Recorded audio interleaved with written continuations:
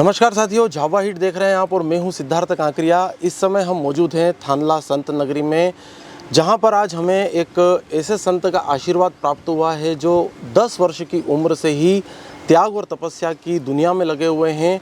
जहां एक और पूरी दुनिया, एक अलग दुनिया बसाने की सोच रही है, वहीं यह संत एक ऐसे हैं जो इस दुनिया में कैसे समावेश हो, कैसे धार्मिक एकता फैले, कैसे सद्भावना आए, कैसे धर्म के प्रति लोग जागरूक हो, उस जागरण को फैलाने के लिए जगह जगह घूम रहे हैं। लगभग पूरे देश की यह यात्रा कर चुके हैं।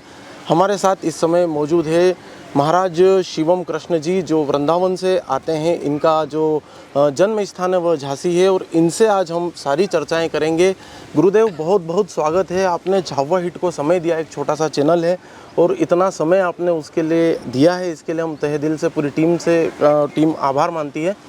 गुरुदेव, सबसे पहला तो यही सवाल रहेगा मेरा कि आपका इतने कम उम्र में इतना बड़ा निर्णय लेना कैसे यह संभव हो पाया? सबसे पहले तो आपके झावा हिट के चैनल के सभी दर्शकों को मेरा जय श्री कृष्ण, राधे राधे। ब्राह्मण परिवार में मेरा जन्म हुआ। सबसे पहले तो मैं ये आपने जो कहा, एक तो मैं कोई संत नहीं हूँ, ठाकुर जी की कथा का केवल गान करने वाला वक्ता हूँ। संत तो भगवत कृपा से श्रेष्ठ महापुरुष है, हम तो उनके सेवक हैं। मतलब संत महापुरुषों का जो प्रसाद प्राप्त है गुरु कृपा से, वही वितरण कर रहे हैं। आप जो ने जो सबसे पहला प्रश्न किया कि मैं 10 वर्ष की आयु से इस लाइन की ओर कैसे आया। ब्राह्मण कुल में जन्म मिला और हमारे जो नाना जी थे वो पांडित्य कर्म करते थे, तो उनको देख करके अपने जो ब्राह्मण का कर्म उसके प्रति रुचि थी। लेकिन बहुत समय पहले एक बार मैंने बापूजी की, पूज्य मुरारी बापूजी की कथा श्रवण की। और बापूजी की कथा जब मैं बहुत छोटा था तब मैंने श्रवण की, तब मेरे मन में ये भाव आया कि मैं शायद रघुनाथ जी की कथा या प्रभु की कथा का गान कर सकता हूँ। तो फिर लेकिन हमारा परिवार सामान्य परिवार से थे, मुझे पता नहीं था कैसे बाहर जाना है, कहाँ अध्ययन होता है क्या। लेकिन हमारे झांसी के ही या हमारे और भी जो जुड़े लोग थे महापुरुष, उन्होंने मार्गदर्शन किया और सबसे पहले मैं 10 वर्ष की आयु में वृंदावन आया। अच्छा। तो वहाँ मैंने आकर के अध्ययन किया। तो बापूजी की कथा से ही प्रेरणा इस लाइन में आने की। जी गुरुदेव, वैसे तो पूरी भागवत कथा ही रोचक है, सारे किस्से, सारी कहानियाँ, वहाँ एक अलग ही आनंद आता है।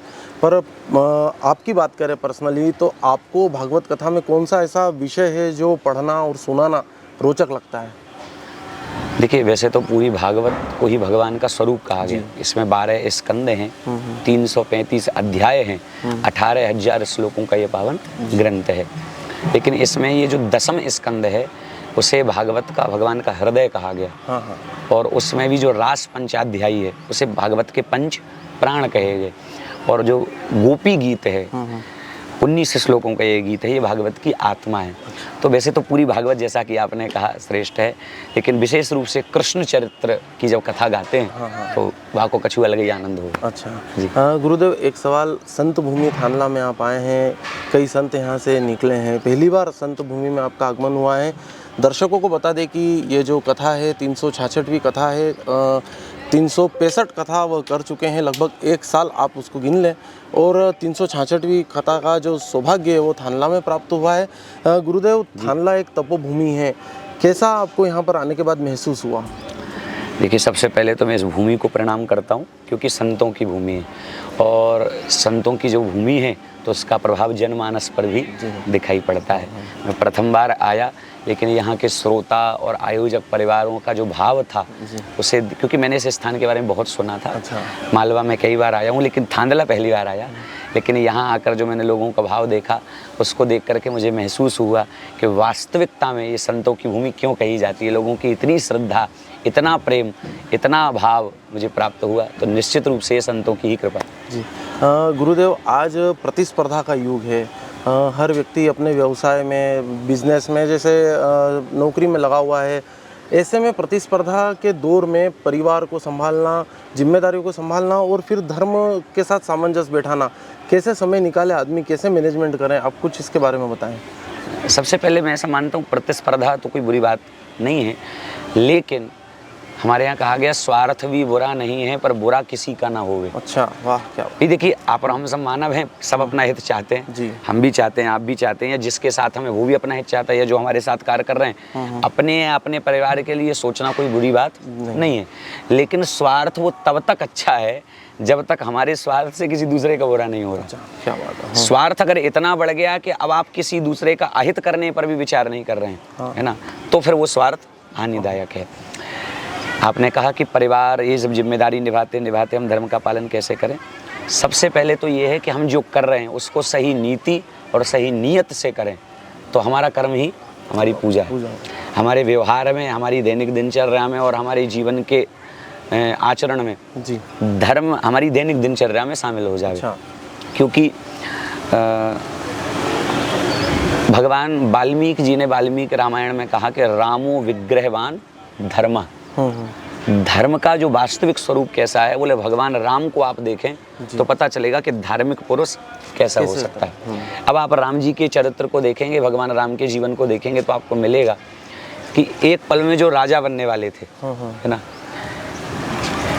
उनको पता चला कि कल उनका राज्याभिषेक होने वाला है और अगले पल माँ कैकेयी के वचनों के अनुसार उन्हें 14 वर्ष का वनवास हो गया। पर भगवान राम जी के चेहरे पर एक पल के लिए भी उदासी नहीं आई, है ना, क्योंकि भगवान राम जानते हैं कि मैं पुत्र हूँ और मेरे पिता का दिया हुआ वचन है, तो पिता के वचन के लिए प्रभु ने वनवास स्वीकार कर लिया, ये पुत्र का धर्म निभाया। भगवान आगे बढ़े, भगवान ने निखाद राज से मित्रता करी, केवट के ऊपर कृपा करी, सुग्रीव से मित्रता करी, और भगवान राम जब वनवास पर थे दशानन माँ जानकी का हरण करके ले गए।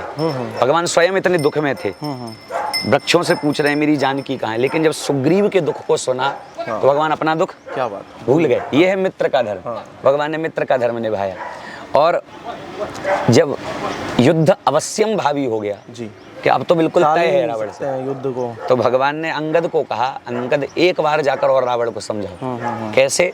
बोले काज हमार तासु हित होई, काम हमारा हो जाए और भला रावण का हो जाए, इस प्रकार से समझाओ। ये शत्रु का धर्म निभाया। अब लोग कहते हैं ताजमहल प्रेम की निशानी है या अन्य चीज प्रेम की निशानी है, लेकिन एक पति अपनी पत्नी के प्रेम में क्या करता है, इसका जीता जागता प्रमाण आप आज भी तमिलनाडु में जाएं तो सेतुबंध रामेश्वरम जो आपको दिख रहा है सेतुबंध, वो प्रमाण है। अच्छा। भगवान माँ जानकी को लाने के लिए भगवान ने समुद्र पर सेतु बना दिया। इससे बड़ी प्रेम की निशानी क्या होगी? लोग प्रेम का के लिए प्रेम का उदाहरण देते, भगवान ने अपनी अर्धांगिनी के लिए किया, तो आप ऐसा उदाहरण क्यों नहीं देते कि लोग अपनी पत्नी के लिए करें? तो भगवान ने बेटे का धर्म भी निभाया, मित्र का धर्म भी निभाया, सखा धर्म का धर्म भी निभाया, शत्रु का धर्म भी निभाया और पति का धर्म भी निभाया और राजा का धर्म भी निभाया। तो हम जो कर रहे हैं उसका पालन भी सही नीति और सही नीयत से कर लें तो भी हम धार्मिक हैं। वाह, बहुत ही अच्छे तरीके से आपने इस बात को रखा गुरुदेव, और किस तरीके से सांसारिक जीवन में भी आप धर्म अपना सकते हैं, बहुत ही अच्छे तरीके से बताया गुरुदेव। एक सवाल मेरा ये है कि धार्मिक स्थान अभी जो अपने देश में हैं, लोग अब उस धार्मिक स्थान को सैर सपाटे के रूप में ले रहे हैं, रील्स बना रहे हैं, फॉलोअर्स बढ़ा रहे हैं, धर्म की जगह पर और भी कुछ गतिविधियां हो रही है, उसको आप कैसे देखते हैं और कैसे इसमें सुधार की गुंजाइश आपको लगती है? उसके लिए सबसे पहले हमें ये विचार करना होगा, धर्म को बाहर के लोगों ने हानि नहीं पहुंचाई जितना धार्मिक लोगों ने पहुंचाई। हमारे धर्म को बाहर के लोगों से कम खतरा हमसे ही ज़्यादा खतरा है, क्योंकि अगर हम हमारी सनातन धर्म की जो तीर्थ स्थल है या हमारे जो आराधना के स्थल हैं उनकी महिमा को हम समझेंगे नहीं, अपने किसी भी व्यवहार और किसी क्रिया से उनकी महिमा को आघात पहुंचाएंगे, तो हम ये उसके ऊपर आघात नहीं कर रहे हैं, अपने ऊपर आघात कर रहे हैं। आने वाले समय में हम सबकी हानि होगी। तीर्थ में जाएं, तीर्थ पवित्र स्थल है, शांति के स्थल है, संतों का वहाँ निवास है, वो साधना के स्थल है। तीर्थ में जाएं तो थोड़ा जीवन में त्याग लें, थोड़ा नियम लें और साधना पूर्वक वहाँ तीर्थ यात्रा करें तो उसका फल मिलेगा। और रही बात रील की, तो मैं मानता हूँ कि अपनी भक्ति का प्रदर्शन करना कोई बुरी बात नहीं है, उससे लोग आकर्षित होते हैं क्योंकि आज का समय उस चीज़ का है। लोग उससे जुड़ें, वो करें, लेकिन बस तीर्थों में साफ सफाई बनी रहे, तीर्थों की मर्यादा बनी रहे, ये भी हमें अपनी उन वीडियो के माध्यम से, अपने विचारों के माध्यम से लोगों को सूचना देनी पड़ेगी, बताना पड़ेगा, अपने बच्चों को बताना होगा, अपने परिवार को बताना होगा कि तीर्थ स्थल रहे, उसको टूरिस्ट स्पॉट न बने। गुरुदेव, तीर्थ स्थल की बात निकली है, तीर्थ स्थल की मर्यादा की बात निकली है, तो हम बात करें तीर्थ स्थल पर जाते हैं, पार्किंग से लेकर दर्शन तक सारे चरण बटे हुए हैं, व्यवसायीकरण हो रहा है ऐसा लग रहा है मुझे। पर्सनली मैं सोचता हूँ वीआईपी दर्शन की लाइन अलग है, सामान्य दर्शन की लाइन अलग है, तो इसे आप कैसे देखते हैं? देखिए, अब इसके दो पक्ष हैं। पहला पक्ष ये है कि हमने मंदिर प्रशासन को इस बात का जिम्मेदार ठहराया। जी। दूसरा पक्ष ये है कि किसी चीज़ की मांग होगी तो वो कार्य किया जाएगा। हम लोग स्वयं भगवान के दरबार में जाकर वीआईपी बनना चाहते हैं। जब भीड़ दिखाई पड़ती है और हमारे साथ कोई बड़ा बुजुर्ग है या परिवार का है तो हम खुद प्रयास करते हैं अरे वीआईपी दर्शन हो जाए। और जब आप स्वयं वहाँ ये मांग करेंगे और जब वो मांग आएगी तो मंदिर प्रशासन वो व्यवस्था करेगा। लेकिन मैं ऐसा मानता हूँ कि जैसे आपने कहा पार्किंग या अन्य जो चीज़ें हैं, मंदिर के पास एक बहुत सारी अर्थव्यवस्था घूमती है। सब चीज़ों पर मंदिर प्रशासन कंट्रोल कहीं का भी हो नहीं कर सकता। जो मंदिर प्रशासन के हाथ में वो करना चाहिए, है ना, जिससे जो आ रहे हैं उनकी श्रद्धा को आघात ना पहुँचे। क्योंकि प्रायः कई बार ऐसा भी होता है जो लोग बड़ी दूर से आए हैं दर्शन करने और वो लाइन में धक्का खा रहे हैं और कोई व्यक्ति अर्थ दे करके आगे से दर्शन कर गया, तो दुख तो होता है। कई बार जो व्यस्तता वाले जीवन में है या सामाजिक जीवन में जो बहुत प्रसिद्धि को प्राप्त कर लिए हैं, उनकी मर्यादाएं भी होती हैं कि उनको उतनी देर वहाँ सुरक्षा के कारणों से नहीं खड़ा कर सकते, वो ठीक है। लेकिन फिर भी सामान्य परिस्थितियों में मंदिर प्रशासन को चाहिए कि कोई भी जनमानस जो मंदिर के द्वार पर आया है उसको ये महसूस ना हो कि यहाँ मेरे साथ भेदभाव किया जा रहा है ना। तो ये हम सबका कर्तव्य है। जी गुरुदेव, अब मंदिर की बात हुई है, संत की बात करें हम। अभी वर्तमान दौर में देखने में आ रहा है कि कई संत जो हैं संदिग्धता के घेरे में आए हैं, कई संत जेल में हैं, कई संतों ने अपने गद्दी का या अपने पद का दुरुपयोग किया है, ऐसी भी आरोप लगे हैं। तो गुरुदेव, ऐसे में क्या धर्म को हानि पहुंचती है और ऐसे में क्या आस्था को हानि पहुंचती है, कैसे इसको मैनेज किया जाए? देखिए, ये आज से ही नहीं, ये तो सदा से ही रहा है ना। धर्म है तो अधर्म है, पेट है तो पीठ भी है, दिन है तो रात्रि भी है, तो संत हैं तो असंत भी हैं ही। अब ये है कि हमें थोड़ा जागृत रहना पड़ेगा। और बहुत सारे कुछ मामले तो ऐसे हैं जहाँ कुछ संदिग्ध है भी और कुछ ऐसे भी हैं जहाँ बहुत सारा गलत उसका दुरुपयोग करके उनको फंसाया गया, दुष्प्रचार करके किया गया है। क्योंकि उनके माध्यम से धर्मांतरण रोका गया, उनके माध्यम से लोगों को जागृत किया गया।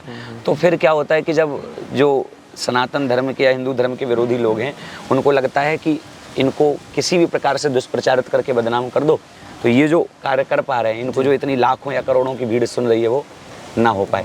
देखिए, आप और हम सब कितना ही ध्यान रखें, है ना, दोष सबके अंदर कोई ना कोई तो होगा ही, अपराध किसी ना किसी ने से जाने अनजाने में हो जाता है। लेकिन संतों का भी कर्तव्य है कि श्रोताओं ने या हमारे सनातन धर्मावलंबियों ने हमें जिस पद पर बिठाया है उसकी गरिमा की मर्यादा को हम और आप सब भी बनाए रखें। क्योंकि हमारी किसी क्रिया से अगर उस स्थान को चोट पहुंची तो केवल उस स्थान को चोट नहीं पहुंची, आने वाले हमारे सनातन धर्म को चोट पहुंचती है। बिल्कुल। तो हम सबका भी ये कर्तव्य है जो सामाजिक जीवन में है या धार्मिक कार्य से लोगों को जोड़ रहे हैं अपने सनातन धर्म में, कि जितना हो सके हम अपने क्रिया और व्यवहार को पवित्र बना करके लोगों को जोड़ने का प्रयास करें। गुरुदेव, संत की बात हुई, धार्मिक स्थानों की बात हुई, राजनीतिक पार्टियों की बात करें तो कुछ संत, अब ऐसा प्रतीत हो रहा है, लोगों का सवाल है ये गुरुदेव कि ऐसा प्रतीत हो रहा है कि कुछ संत अब राजनीतिक पार्टियों का प्रचार करने में लग गए हैं, आप उसको कैसे देखते हैं? देखिए, अब ये तो सबके देखने का अलग अलग नज़रिया हो सकता है। जैसे मान लीजिए कि जो कोई भी राजनीतिक पार्टी है, किसी को भी आप विकल्प सोच लीजिए, वो अगर सनातन धर्म से संबंधित कार्य कर रही है या सनातन धर्म से संबंधित लोगों के लिए जोड़ रही है या सेवा के कार्य कर रही है या अपने सनातन धर्म की रक्षा के लिए बहुत सारे कार्य कर रही है, तो ना चाहते हुए वो जुड़ाव दिखाई पड़ेगा ही पड़ेगा। समर्थन करने से, प्रचार करने से जनता प्रभावित होने वाली नहीं है। श्रोता आज के समय में सब जानते हैं या जनमानस आज का सब जानता है कि हमें किसको वोट देना है और किसको नहीं देना है। तो मैं प्रभावित करूँगा तो कितने लोग प्रभावित हो जाएंगे? कोई भी वक्ता या कोई भी श्रेष्ठ संत जिसको भी हम कह रहे हैं कि वो प्रभावित कर रहा है, कितने लोगों को प्रभावित करेगा? व्यक्ति अपने परिवार के लोगों को प्रभावित नहीं कर सकता तो सबको कैसे प्रभावित करे? तो वहाँ भीड़ होना एक अलग बात है, लेकिन किसी के कहने से वो किसी को वोट दे रहे हैं ऐसा नहीं है। संतों के माध्यम से अगर लोग को ये लग रहा है कि ये राजनीतिक पार्टी धर्म के लिए सेवा में है और लोग उस ओर जा रहे हैं तो ये तो अच्छी बात है, इसमें क्या कर सकते हैं। ठीक है। गुरुदेव, अध्यात्म की ओर वापस लौट रहे हैं हम। मौन एक बड़ी शक्ति मानी जाती है। आपके दृष्टिकोण से मौन की क्या शक्ति है और इससे क्या सफलताएं हासिल होती है? देखिए, सबसे पहले क्या है, एक होता है वीर और एक है भगवान महावीर जी। जिसने बाहर वाले शत्रुओं पर विजय प्राप्त की, वो है वीर। अच्छा जी। और जिसने अंदर वाले शत्रुओं पर विजय प्राप्त की, वो कहलाए भगवान महावीर, है ना। जी। मौन इसलिए, देखिए, कितना बोलना है और कब चुप रहना है, ये भी हमें पता होना चाहिए। बहुत सारी समस्याओं का समाधान मौन है। 21वीं सदी किसी जैन संत ने कहा था, मुझे स्मरण नहीं महाराज जी का नाम, 21वीं सदी का बस इतना ही प्रभाव है, पहले अभाव में खुशियाँ थीं, अब खुशियों का ही अभाव है। क्या बात है, वाह। पहले की जिंदगी मौन से चलती थी। जीवन में कोई भी समस्या आ जाए तो व्यक्ति थोड़ा मौन धारण करता था। पहले की जिंदगी मौन से चलती थी और आज की जिंदगी लौन से चल रही है। क्या बात है गुरुदेव। तो बहुत सारी समस्याओं का समाधान मौन है। जहां आपको लगे कि इसके कारण विवाद हो रहा है, थोड़ी देर आप मौन हो जाइए और आप उस पर रिएक्ट नहीं करेंगे ना, तो आप देखेंगे 1 घंटे बाद वो इतनी बड़ी बात थी नहीं, वो शांति अपने आप हो जाएगी। हाँ बिल्कुल। तो और सबसे बड़ी बात, वृद्धावस्था का तो आभूषण ही मौन है ना। बहुत सारी चीजें हमें देख करके भी अगर हम मौन रह जाएं तो उसका बहुत सारी समस्याओं का समाधान निकल सकता है। गुरुदेव, अब बच्चों की बात करें, लगातार मोबाइल की लत बढ़ती जा रही है, महिलाओं में, बच्चों में, युवाओं में भी। अब पढ़ाई जो है वो ऑनलाइन हो गई है, ऐसे में मोबाइल देना भी ज़रूरी है बच्चों को। अब ये देखने में आ रहा है कि घरों पर बच्चे खाना खा रहे हैं तो मोबाइल दिखा रहे हैं तो ही बच्चा निवाला अंदर उतार रहा है। कई घरों की स्थिति ऐसी हो गई है। कई घरों में देर रात तक युवा महिलाएं फ़ोन चला रही है। ऐसे में इन फ़ोन की इस लत को, मोबाइल की इस लत को कैसे दूर किया जा सकता है? देखिए, मोबाइल तो एक अच्छी चीज़ है सब चला रहे हैं, मैं भी चला रहा हूँ और प्रायः सबके पास है जी। लेकिन कितना चलाना है ये हमें कंट्रोल करना पड़ेगा। हमारी दिनचर्या या हमारी दिन भर का पूरा समय इतना उसमें ना चला जाए कि हम जिस लिए जी रहे हैं वो जी ही ना पाएँ, है ना। स्क्रीन टाइम इतना ना हो जाए कि हम अपनी ज़िंदगी के लिए ही समय ना दे पाएँ। क्योंकि मुझे ऐसा लगता है आदमी स्मार्ट मोबाइल से नहीं बनता, आदमी स्मार्ट स्माइल से बनता है ना। हाथ में इतना बड़ा मोबाइल हो और चेहरे की बत्ती गुल हो, ऐसा मोबाइल भी किस काम का। एंड्रॉयड इसलिए लाया गया कि लोग सुख सुविधा से जुड़ें, लोग तकनीक के माध्यम से लोगों की असुविधा कम हो और लोग एक दूसरे से संपर्क कर सकें। पर एंड्रॉयड की दुनिया ने इतना अपना प्रभाव दिखाया कि सब डिस्ट्रॉयड हो गया है ना। उसका ये कारण ये है कि नए नए बच्चे या कम आयु के बच्चे भी मोबाइल पर इतना समय दे रहे हैं और उसका ये कारण थोड़ा माता पिता भी हैं, क्योंकि हम उनको इतना समय नहीं दे पाते तो हम सोचते हैं कि अब कहाँ तक खिलाएं, कितना खिलाएं, तो ये मोबाइल में लगा हुआ है। उसका दूसरा कारण ये भी है कि पहले संयुक्त परिवार होते थे। संयुक्त परिवार होते थे तो परिवार में लोग होते थे, एक नहीं तो दूसरे के पास खेलेगा, दूसरे नहीं तो दादा के पास, दादा नहीं तो दादी के पास, चाचा ताऊ इनके पास खेलेगा, देखभाल करने वाले लोग होते थे। अब ये जो हम दो और हमारे दो की परिभाषा चल पड़ी है। अब घर में 2 ही लोग हैं, पिताजी को ऑफिस जाना है, माताजी को घर का काम करना है, तो दिन भर माताजी कैसे लेकर के रखें। तो माताजी कहती हैं चलो थोड़ी देर शांति से बैठा है तो बच्चा मोबाइल ही चला ले। लेकिन उसका दुष्परिणाम ये हो रहा है कि उस आयु में उसे जो नहीं देखना चाहिए वो उसकी उम्र तक उसे मिल जा रहा है। जो बात उसे 15 वर्ष की आयु में पता चलनी चाहिए थी वो 5 वर्ष की आयु में से पता चल रही है ना। तो उसकी बौद्धिक स्तर पर भी उसका प्रभाव पड़ रहा है और उसके जनमानस की भी बड़ी हानि हो रही है। मोबाइल बहुत अच्छी चीज़ है, उसका उपयोग हम बहुत अच्छी चीज़ों के लिए कर सकते हैं। आज सोशल मीडिया का प्रभाव है, लेकिन हमें सीमा तय करनी पड़ेगी कि कितना उपयोग करना और कैसे और किस लिए उपयोग करना। इतना भी मगन ना हो जाएं कि हम अपने घर वालों को ही समय न दे पाएँ। आज घर में 5 लोग बैठे हैं तो भी कोई किसी से बात नहीं करता, सब अपने मोबाइल में लगे रहते हैं। खाते वक्त भी मोबाइल, सोते वक्त भी मोबाइल। कोशिश करो ज़्यादा ना तो इतना नियम जरूर लो कि सोने से आधा घंटे पहले मोबाइल को बंद रख दो। इतना भी हम नियम ले लेंगे तो आप देखेंगे कि नींद बहुत अच्छी आएगी। और भोजन के समय पर हम उपयोग ना करें, इतना थोड़ा सा प्रयास कर लेवे। और जब भी हम लोगों के बीच में बैठे हों, चाहे माँ बाप के पास बैठे हों, अपनी पत्नी अपने बच्चों के पास, तो उतनी देर फ़ोन को अपने साइड में रख देवे, तो उससे उनको भी लगेगा कि आप उनके बीच में हों और आप भी उनकी बात सुन पाओगे और वो आपकी बात को समझ पाएंगे। आज हम घर में होने के बाद भी घर में नहीं हो पाते, उसका सबसे बड़ा कारण ये मोबाइल है।